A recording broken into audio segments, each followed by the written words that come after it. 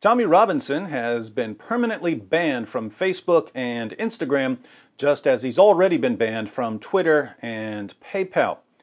Not surprisingly, his viewership and subscribers on YouTube are skyrocketing. As we see examples of various commentators and content creators being deplatformed, we shouldn't lose sight of the larger battle that's raging all around us. A battle between the establishment media and alternative media. Until very recently, it was incredibly difficult to challenge the establishment media. The BBC, CNN, MSNBC, The Times, The Wall Street Journal, The New York Times, and so on. You could speak at a rally or print leaflets to share your dissent, but since you simply didn't have the reach of the establishment media, your voice would be drowned out in a flood of politically correct propaganda. That all changed with the rise of the internet, and more specifically with blogs, websites, and platforms like YouTube, Facebook, Twitter, and Instagram. Suddenly, you didn't need a $10 million studio or a publishing company to compete with the establishment media. You only needed to win the trust of your readers and listeners and viewers, and you could build a massive following. But something interesting happened. As content creators began successfully challenging the narrative of the establishment media, people's trust in the establishment media plummeted. Readers and viewers then turned to internet personalities whom they felt like they could trust, and that's where they got their daily news. People no longer trusted media empires to tell them the truth, but they did trust a particular blogger or video maker that they'd gotten to know over the internet. As an example, for daily news, I now pay more attention to Tim Pool of Timcast than I do to CNN or Fox News or the New York Times. Why? Well, I've never felt like Tim Pool is trying to manipulate me. I always feel like mainstream media outlets are trying to manipulate me.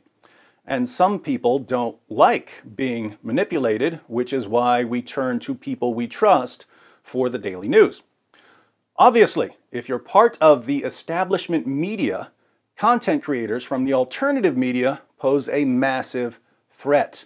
Your readership is dropping. Your viewership is dropping. You're losing advertising revenue. You're downsizing. You look to the future, and it does not look good.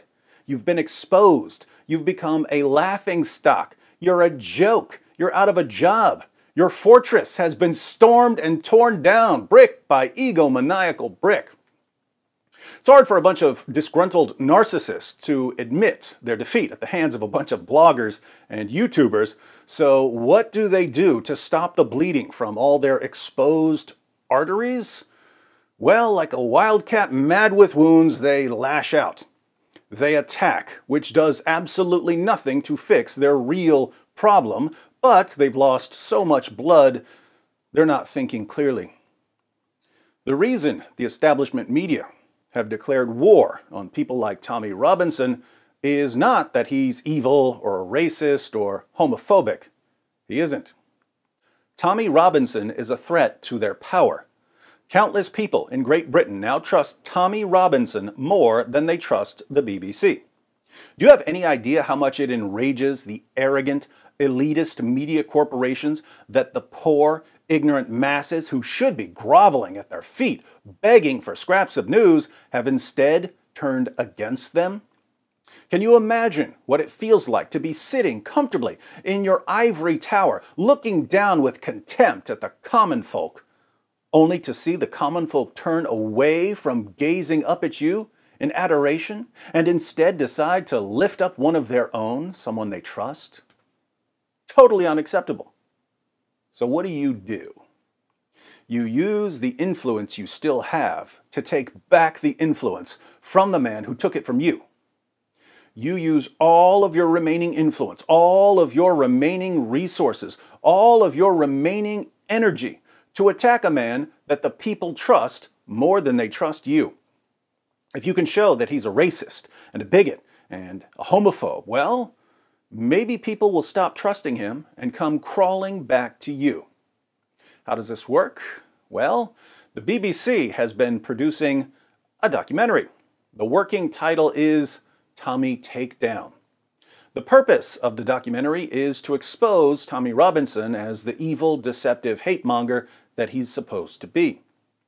The only problem is, Tommy Robinson, a little 5'6" son of Irish immigrants, outsmarted, outflanked, and outclassed the entire BBC.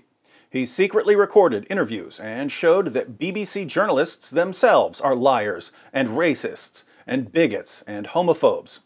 I kid you not, he put together his own documentary called Panodrama, an expose on the fake news BBC. The link is in the description box. Now observe the chain of events. Tommy exposed the BBC as liars and hypocrites just a few days ago. Yesterday, Tommy was banned from Facebook and Instagram. We know one person who was actively involved in having Tommy deplatformed. His name is Mohammed Shafiq. Yesterday, after Tommy was banned, Shafiq tweeted, "Breaking news, fascist Tommy Robinson has been banned from Facebook and Instagram. Next, we need YouTube to ban Tommy Robinson, the hateful, racist, and Islamophobic videos of his on their platform." And here we have the meeting with Facebook. I can reveal I recently had a meeting with Facebook to discuss Tommy Robinson pages and their impact in brainwashing his supporters to become terrorists and use violence against Muslims.